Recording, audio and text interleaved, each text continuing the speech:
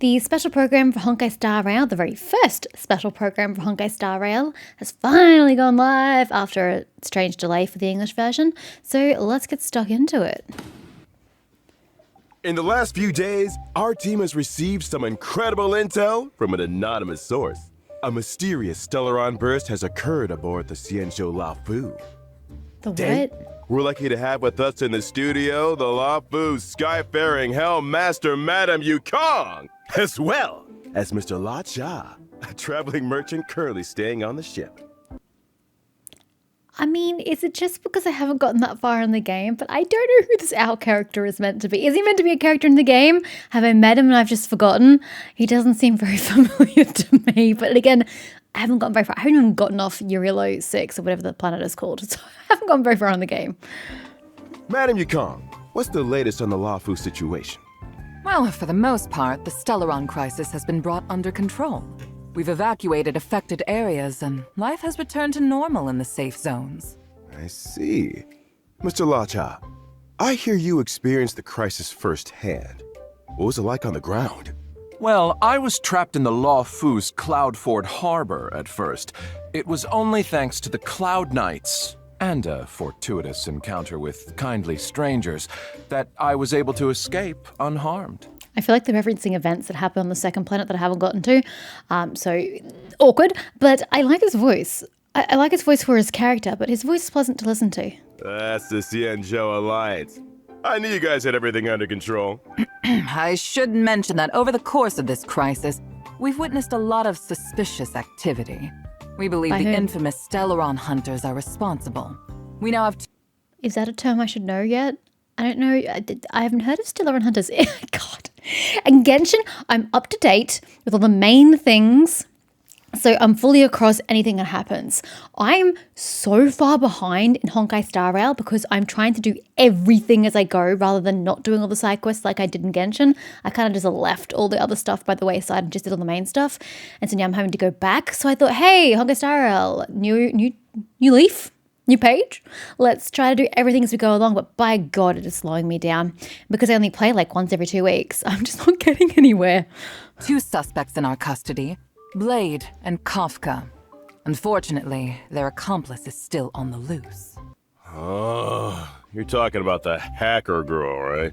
Silverwolf? I heard she infiltrated the Xianzhou systems. They say she leaves behind a calling card. Like this one? Exactly, just like... That's cute. I liked that. Your fake ID info is ready. Is she going to be one of the This place is characters? different from the rest of the space station. We're on Genius Society turf. All right, let's get going. I'll assume we can get her in 1.1. Do we have the equivalent of story What we're quests? looking for. It's a bait signal.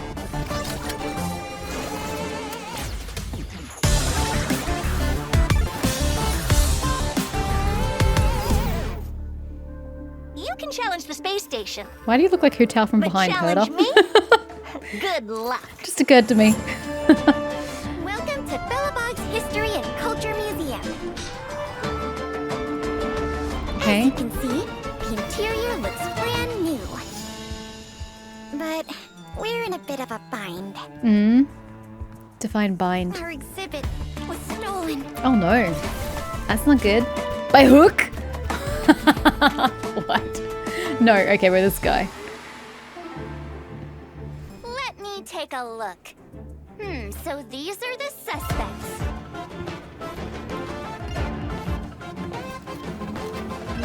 Let's settle this. Let's. Enough talk. Have at it! He's pretty.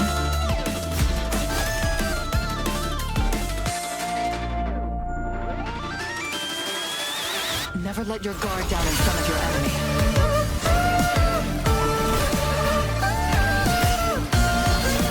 Oh my god, so many characters. Now, young man, allow me to give you a dignified end. Galactic roaming. That's a lot of characters we just saw right there. And redemption code number 1. I look forward to figuring out what that is. Do I have to get to the second planet first?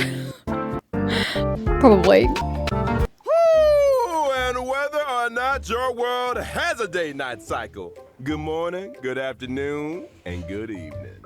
As always, it's your host and good buddy Albert. Welcome to the Albert. HONKAI Star Rail version 1.1 Galactic Roaming Special Program. Hello, good to be here. Today, we've invited 3 special guests I to see be with this. us on the program. Introducing... Hi guys, my name's Melissa Fun and I voice Silverwolf. Hey folks, my name's Craig Lee Thomas and I voice La Cha. Hi everyone, I'm Dawn M. Bennett and I voice Yukong. Pleasure to have you with us. And now, without further ado, let's get straight into HONKAI Star Rail version 1.1. Yeah. What's new, Craig? Well, judging from the trailer we just saw, it looks like all 3 areas got some updates. Herta Space Station, Bellabog, and the Xianzhou Lafu. I don't know if you noticed, but Silverwolf got the first bit of screen time. Just saying. Speaking of Silver Wolf, I hear our notorious Stellaron Hunter is planning another visit to Genius Society territory soon. Let's take a close look at this little troublemaker. Yeah. What do you mean? Why does it look like a Rubik's Cube?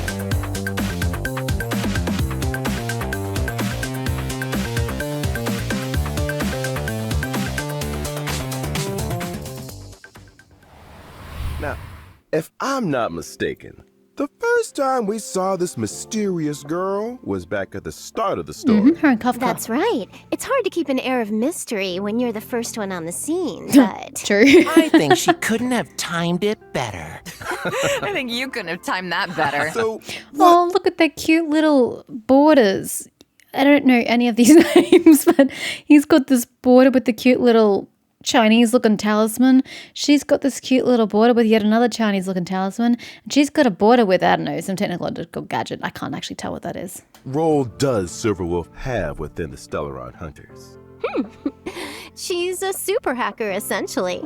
Lots of technical know-how. If you've got a hack, she's got your back. It's kind of scary how Sketchy. good she is. Yeah. Hacking the surveillance system on Herta Space Station? Not easy. That's how she located the Stellaron. She's Let's bold. not forget the Xianzhou. She hacked into the Laofu's systems and guided the Astral Express crew Don't tell onto the me. ship. You're spoiling.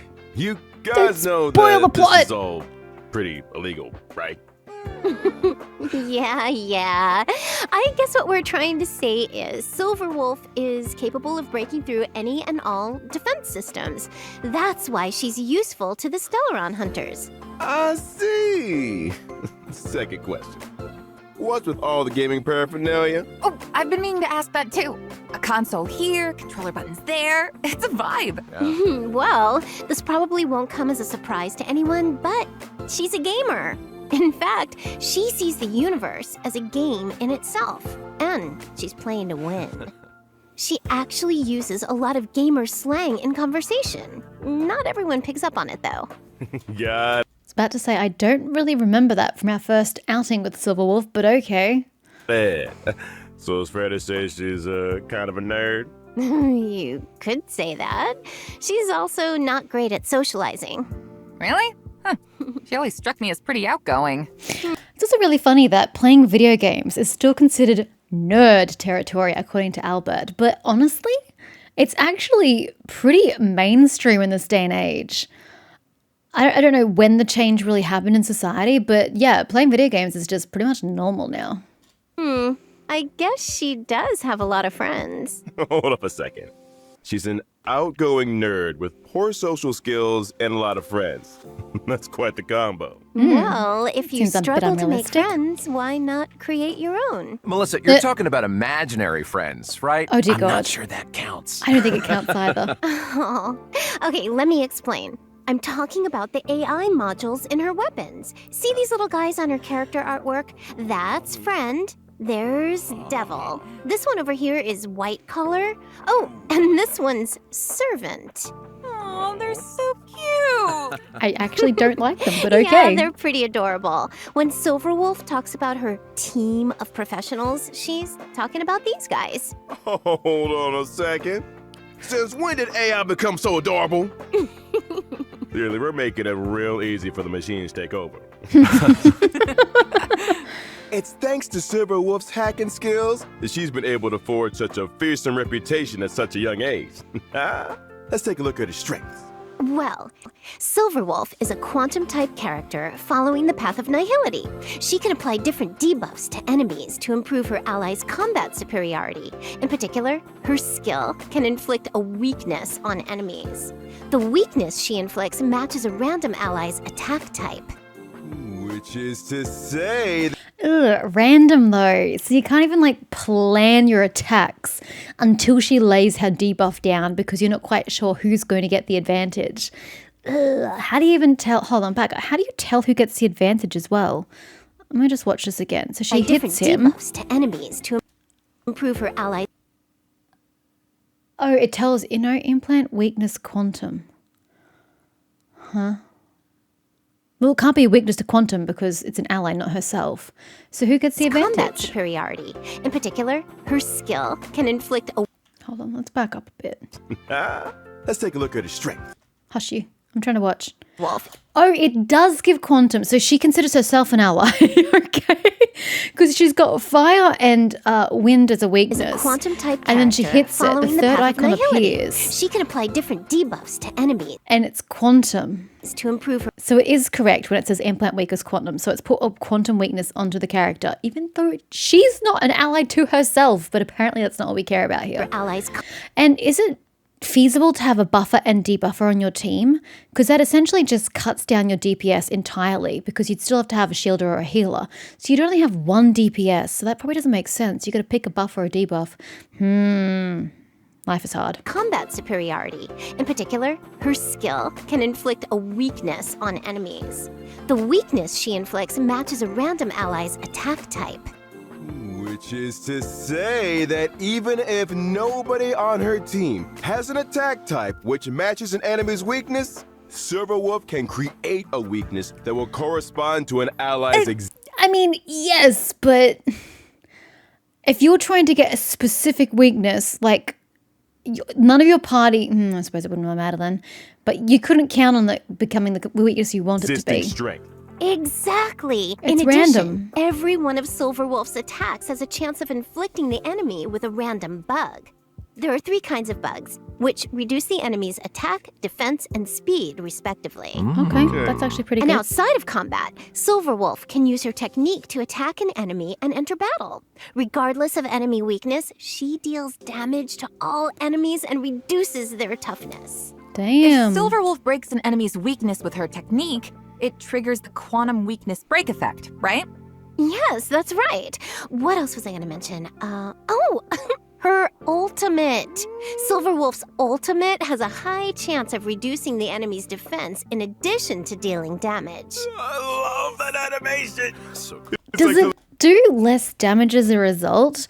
If it has ancillary bonuses, is that just part of the ult and that's considered OP? Or do you diminish the HP damage because it has this other benefit? Curious minds want to know. But of a rhythm game, right? See, I'm starting to see what you mean by the universe being a game to her. It doesn't stop there either. Did I mention her ability names? There's System Warning, Allow Changes, Awaiting System Response, Force Quit Program. Oh, you get the picture. Yeah. Oh, was there one called a 10-set guarantee? Or how about Single Warp Miracle? What? I don't get it. Sadly not. Her ultimate's called User Banned, though. Oh, I know what that means. I like that one. Banned out of existence. Yeah, I guess the scary ultimate needs a scary name. Well, it's time to move on to the Xianzhou's mysterious visitor. Laocha, the traveling merchant. You're a merchant? Okay. You look like the Chinese planet's version of Japan. Well, that's cool. Straight off the bat, man knows how to dress. Laocha. Elegant look, gentlemanly demeanor. But Imaginary. they say he's hiding a secret. What do you think?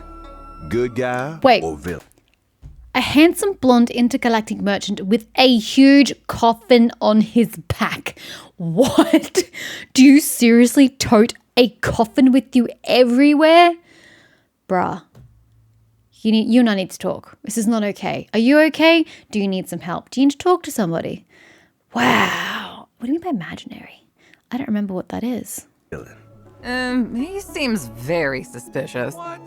Really? How so? Well, imagine some guy waltzes into your hometown dressed like an aristocrat from another planet, but he knows all the local customs.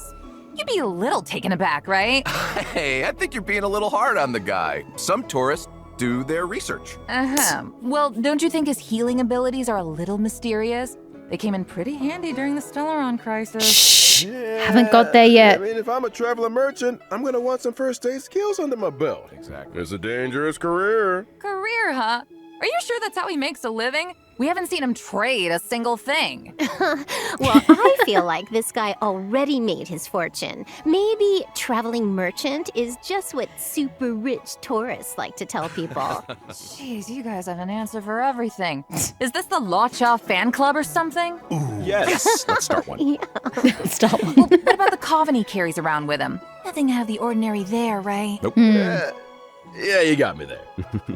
Yeah, that's suspicious. I'm not so sure. Everyone needs a conversation starter, right? Especially traveling merchants. Think about it. If you walk past this guy, the coffin's gonna draw your attention, right? You'll probably ask him about it, and before you know it, he sold you a new set of shower curtain rings. Shirt and No, cow something. rings. Shirt and... That kind of makes You sense. know what I meant. Pretty Wow. smart. I see. And if you find people are in need of a few shower curtain rings, I happened upon the finest collection of authentic Xianzhou bathroom wear. Beautiful. Like, really? Is that what your character actually sells as a merchant? You seem very knowledgeable about these things. Stuff. Low prices, too. Touching the original question here. Is Lao Cha a good guy or villain? I don't think we have enough information. He has to be a good guy. Every character that you play is technically good. They may not have started good, if we're using Genshin as an example. They may not have started good, but they end up on team good. So I'm assuming Honkai Star Rail isn't going to be too much different. All right, then. Guess all you trailblazers have to make up your own minds. So, why don't we take a look at his ability? Ooh, now we're talking.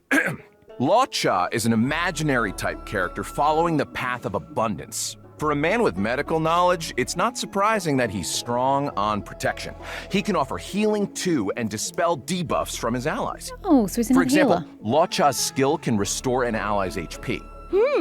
When the HP of any ally falls below a certain percentage, Law Cha uses his skill on them without consuming any skill points. What? This effect can be triggered again after a set number of turns. What? Emergency healing, huh? What? Important for team survival. Sure is. Yeah, I could do with that. After unlocking a special trace, using Law Cha's skill also dispels a debuff from an ally.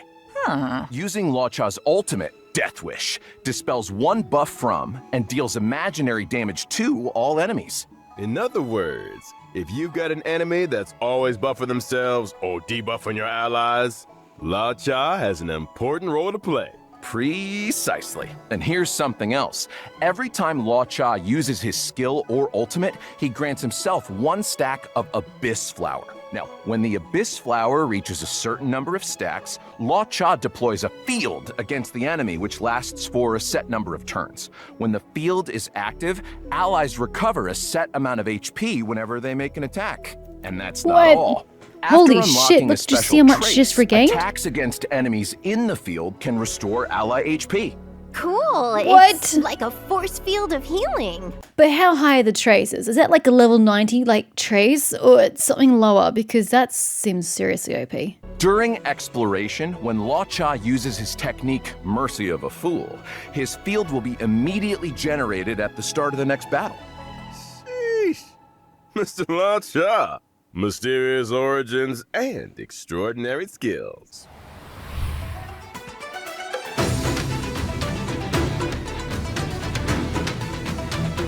She's a bird. Why does she have cat's ears? She isn't a bird. Thought she had feathers, sorry. Oh, it was right. There's somebody else here we gotta get to. I'm talking about the elegant, sky-faring Hell Master, Madame Yukong. Yeah, see here. She's got feathers here. So I assumed she was meant to be some sort of bird. But no, not when she looks like that. Skyfaring Hellmaster. Oh, you have your own skyship? Good for you. About time, too!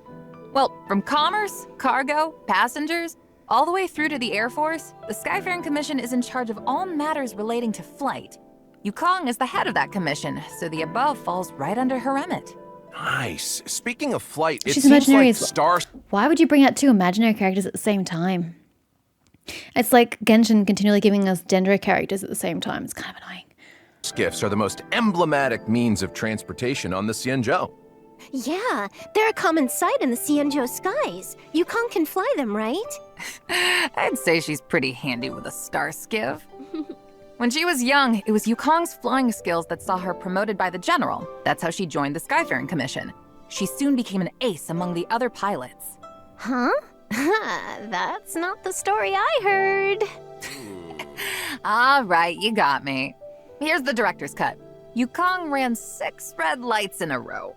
She was dragged straight in front of the general and... I get the picture. Sometimes rebels get noticed. You're only young once. 6 red lights, huh?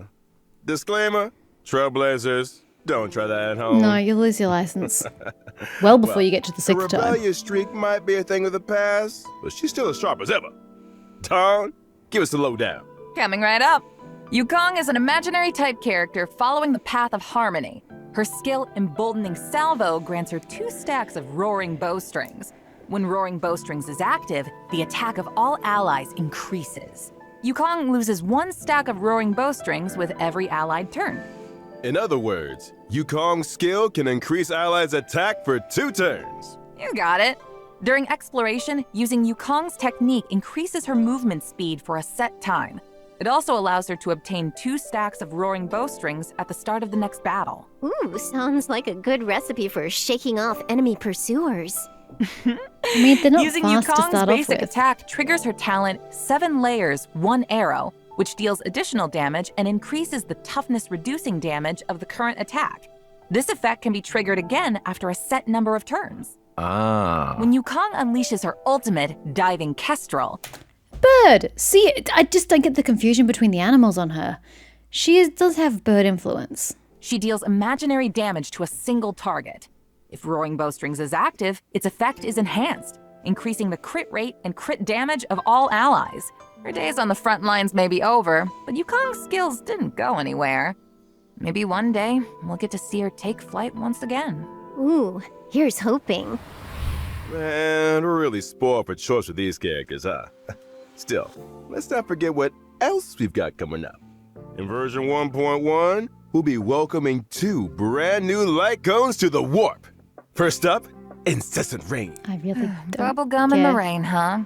That's a mood. The Silverwolf energy is strong in this one. You got that right. Someone don't want to tidy the room? So true. She's like, I told you, Kafka. I'm gonna tidy it as soon as version 1.1 finishes downloading. Now, the second light cone is the Path of Abundances, Echoes of the Coffin. See, it looks like a snapshot of Lacha talking To the coffin. Wow, looks like some kind of thorny vines Yeah, are I saw emerging that. from beneath the lid. That's creepy. So many questions. Bruh, yeah, I have I so get many a sense of questions. mystery and elegance, but there's also a kind of tenderness and fragility here. Don't you think? I assumed it was a dead loved one one. thing's for sure. If people weren't curious about Lacha's coffin yet, they are now. Just a man in his ornately decorated vine-producing coffin. Nothing to see here, folks. Whatever you say, Chris. Check this out. During the first phase of version 1.1 in the character warp, Contract 0, When's that? Trailblazers Oh, can to the end of obtain the June. limited Yeah, sounds 5-star about right. character Silverwolf. During the same phase in the Light Cone event warp, the drop rate of the 5-star Light Cone Incessant Rain will be boosted. Now, during the second phase of version 1.1 in the character warp Lake Pursuit, Trailblazers can obtain the limited 5-star character Lacha and 4-star character Yukong. During the same phase, in the Light Cone event warp, the drop rate of the 5-star Light Cone Echoes of the Coffin will be boosted. I almost forgot to mention. when version 1.2 rolls So they only go for 3 weeks each. Is that normal? 21 days? around, Trailblazers can take part in an in-game event to obtain Actually, the that sounds 4-star right. character Yukong for free. Sick. Details. Trailblazers can take part in an in-game event to obtain the 4-star character Yukong for free. Nice. Sick. Details for this event I like will that. be announced I like through that a official lot. channels in the not-too-distant future. Nice. Ooh, Do I want Lil Cha? awesome. Not Yukong. Let's take a break for a minute here, but when we get back, we'll be talking version 1.1 events. Good. The highlight. Because I don't know these people. I don't know anything about them. But yeah, Lil Cha's abilities sound really, really cool. I would have far more use for him on my team than I would for Yukong. But you know, the teams may change with time.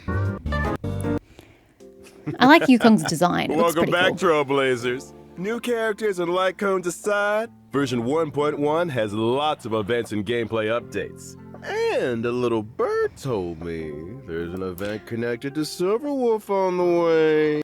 That's nice. I don't even think I can do half these events because I don't think I've gotten far enough in the game to be able to do them, either planet-wise or level-wise or AR-wise or whatever we're calling it here. Yeah, I'm not be able to do anything. You can tell me the prerequisites? I heard the same thing. At the start of the story, Kafka and Silverwolf invaded Herta space station. Kafka's mission was to awaken the Trailblazer. Silverwolf's mission was to help Kafka infiltrate the space station's systems and locate the hidden Stellaron. But that wasn't enough for Silverwolf. I can believe that. She's been on the IPC's wanted list for as long as I can remember. During the invasion, she left behind some kind of digital graffiti. Just her way of letting everyone know Silverwolf was here. But Herta doesn't Way like to rub that. it in their faces, Silverwolf. Still, artists need an outlet. This all sounds like classic Silverwolf energy to me. Oh, I forgot to tell you guys the name of her homeworld. Wait, but hold on. What's the point of the graffiti? Do we get rewards for finding it? What's the purpose of it? Just that it's there? You didn't really tell us the point of it. Punk Lord. Kind of fitting, don't you think? What? Seriously? Ew. No way. Afraid so. I think she was destined for this kind of behavior. Anyway, in the Star Hunt game event, the Trailblazers receive an invite from the space station's network security engineer, Leonard. They have to help Leonard locate the digital graffiti hidden across the station and uncover the secrets inside. Oh my god, she wasn't kidding. The planet she comes from is actually called Punk Lord. Ugh, shiver, shudder, cringe to the absolute max. It doesn't seem to give prerequisites on the screen. I'll have to wait till it's in game. Wait, there are secrets Ooh, I'll hidden check the website. inside the graffiti? But if it's all digital... Oh, I bet you need to hack into it or something. You might be right. We also get to meet a new Genius Society member, one of Madame Herta's collaborators, Screwlum. He'll be helping the Trailblazers too. That's Screwlum? Aha. Wait, haven't we seen Screwlum before somewhere? I think we saw a hologram portrait of him in Herta's office. Yes, we He's did. a robot, Because I right? called him A C-3PO. robot Genius Society member. Interesting. I bet he's got a few hacker skills up his sleeve. Looks far more If personable he's helping now. us out too, I'm sure we'll be fine. Right. You know what I found out? Silverwolf and Screwlum actually faced off against each other once. You can see a snapshot of their fight in the We Will Meet Again light cone. Whoa. Okay, Screwlum, looking kind of handsome there. Geez, his portrait really doesn't do him justice. You know, if you and the Lyco need a moment here, the rest of us can head out. Handsome robot. I guess this event will be the second time Screwlum's come up against Silverwolf's mischief then. Old enemies locking horns once again. Ooh, guess it does kind of feel like a rematch. I gotta mention that graffiti again. Anyone else feel like it'd make for a good tattoo? I feel like some of these characters could pull it off. I don't think that feature's coming to Star Rail anytime soon. Oh, what? I doubt it. But I did hear that the designs are collectible. The Trailblazer can apply them to in-game surfaces and take photos with the artwork. So Nice. Collecting the graffiti No. designs also allows you to unlock the limited 4-star light cone before the tutorial mission starts. Complete the event mission to obtain Always Smiling, which can be see. exchanged in the event shop for limited light cone kinda special compulsory then. superimposition material, as well as stellar jade. Hey, that's another good-looking light cone. Not to change the subject or anything, but I gotta ask. Is that Albert It is. I merch saw I'm him. seeing over there? Yeah. It looks so fluffy! I want one! Not to mention it, why don't I introduce you to the HYPC's merchandise department? If you guys had your own merch, they'd be sold out in no time. Or maybe let's just get back to version 1.1 for now. In the story thus far, Belobog has finally emerged from the Stellaron shadow. But there's a lot left to do. The city is going through changes. Any of you guys want to shed some light? I heard a thing or two. Now that the underworld and overworld are reconnected, things are definitely heading in a better Spoiler alert, but I mean, I guess that's how. We all knew that's where it was gonna go. direction. One recent development, Belobog's History Museum is getting ready to reopen to the public. Museum? I love museums. Oh, don't you wish you could take the exhibits home with you, though? The only problem is exhibits are being stolen. Anything you'd like to tell us, Melissa? Oh, wait a minute. I only just found out they had a museum. How could it be me? I didn't say it was you. Oh. Prime suspect. Anyway, in the Everwinter City Museum Ledger of Curiosities event, the Trailblazer must help Pela track down clues and recover the lost exhibits. Nice! Oh, I love a good whodunit.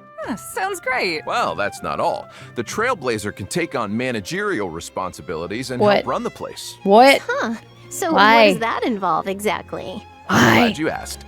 The Trailblazer can do things like collect exhibits and enlist other individuals to improve the overall experience for you visitors. Stellar Jade. After achieving specific operational goals, they can accumulate funds to expand the museum's exhibits and gradually unlock limited time rewards, Stellar such as Stellar Jade. Jade, Lost Crystals, and self-modeling resin. Sounds like fun. I'm sure it'll be a piece of cake. When the limited That's gonna be based on the system we had in Genshin. We ran a store? I don't remember, but it had the same facility in it, and I actually quite enjoyed it. time event is over, the museum will remain as a mode within the game. Trailblazers can return to the museum at any time to check out the collection and catch up with colleagues. Of course, if you encounter any issues during the running of the museum, please don't hesitate to get in touch with the IPC. Wait, we don't have the service. Gotta get ahead of myself. Deep breath, Albert. Not everything is an IPC sales pitch. Thanks, Don. This is what happens if you read commercials for a living. No worries. Kinda did sound like a useful service. Maybe the IPC should look into it. I'm sure our Trailblazers are more interested in the content of the new version. Let's get back on track. I do think this particular special program is pretty cringy, and a lot of it's extra dialogue, particularly Albert's. I don't know if it's the characters, if it's the people, if it's just the dialogue that they've been given, but I find that the cutesy little ad-libs in Genshin special programs, yeah, they're a little more palatable. Here, I just feel like going, ugh, what are you, targeting this at 12-year-olds? So, it's not a very stellar first... It's not a very stellar first special program for me for Honkai. All right. A researcher from the space station found a combat simulation program of unknown origin called Stellar Flare, which contains a series of new challenge stages. Huh? More challenges? Every stage in Stellar Flare has a challenge theme and corresponding special mechanism. Trailblazers will have to think outside the box and use any advantages offered by the mechanisms to complete the stage in as few turns as possible. Sounds like the Forgotten Hall to me. The difference with Stellar Flare is that the special mechanisms might require completely new ways of thinking about combat. For example, in some stages, using your skill doesn't consume skill points. In others, damage dealt when breaking an enemy's toughness is increased, but the enemy's toughness... I'm sorry, that's Sampo's attack. He slides in on his knees and opens a box of chocolates, and like that's what injures them, and then he stabs them. What? What did I just see? will be immediately restored. Huh, sounds pretty cool, but I'm sure Silverwolf will take care of it in one turn. What if I haven't leveled up enough characters? Is it impossible for me to complete the challenge? Don't worry. To assist Trailblazers in completing the challenge, every Stellar Flare stage has a trial character suited to the theme. Awesome. You don't say. I can get behind that. The Garden of Plenty event. Recently, the cosmos has entered a turbulent cycle, and the calyxes are unusually active. The reality data contained within them has grown exponentially. Huh, which means... It means that over a fixed time period, 1 week. Trailblazers have a set number of daily attempts to obtain double the rewards from calyxes. Leveling up, here we come. The next event we're going to talk about is called Lab Assistance in Position. Wen Sherling is a Department of Implement Arts researcher on Herta Space Station. I know him. And she's currently preparing research She? topics needed for the next quarter. Oh, that's not his name. His name is Wen Shi. The Afro guy who's a salesperson. He's Wen Shi something, right? Shi. That's why I got confused. However, the Antimatter Legion's invasion has messed up her progress. As a result, Wen Sherling has asked the Trailblazer to help her collect monster materials for use in her research topic. If the Trailblazer collects and submits the experimental materials required on a given day, look at that they can stellar receive jade. corresponding rewards. I got a question, Dawn. Fire away. These are Space Station and Bellabog events, right? Aren't there any events or missions on the Xianzhou Luofu? I hope not. Beat me to it. That's exactly what I was about to bring up. Damn it, I haven't gotten In that far. version 1.1, 3 new companion missions are destined for the Xianzhou Luofu. These missions will involve Bailu, Yanqing, and Luocha. As for the specifics, I'm gonna keep that a secret for now. We can't go spoiling all the fun, can we? What? Not even one detail? Come on, Don. Can you give us a little something? We're on the edge of our seats here. Yeah, come on, Don. All right. Do you guys remember the girl with the blindfold in the opening trailer? And now, young man, Nope. allow me to give you a dignified end. I was wondering who she was. I don't remember that. All I'll say is that she and the Xianzhou have a complicated past. And her appearance on the Xianzhou leads to a dramatic encounter with Cloud Knight Lieutenant Yin Qing.